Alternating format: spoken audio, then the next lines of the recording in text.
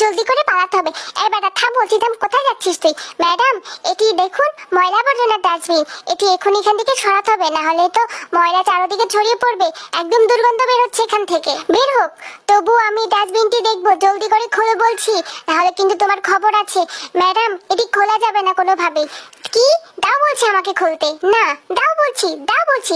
এই যে আপনারা এখানে হট্টগোল কেন করছেন? এই যে মিসেস, আপনারা কি শুনতে পাচ্ছেন? এই যে আপনারা কি কানে ঠসা হয়েছেন? স্যার, এই লোকটি দেখুন না কি করছে। মা, মা, আমি এর মধ্যে রয়েছি, আমাকে বের করো।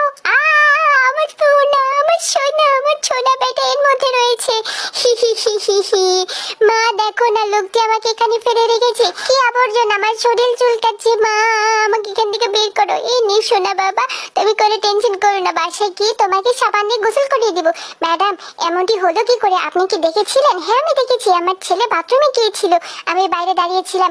হঠাৎ করে লোকটি ভিতর থেকে ডাস্টবিন নিয়ে আসছিল। হঠাৎ করে কিন্তু আমার সন্দেহ জেগে যায় মনের মধ্যে। আমি আমার ছেলেকে খুঁজতে চাই, কিন্তু আমার ছেলেকে পাই না। তখনই তো লোকটির পেছনে আমি, দুষ্ট লোক কোথাকার, আমার ছেলে নিয়ে পালাচ্ছিল। ও তাই নাকি? এই বেটার অবস্থা এই তাহলে।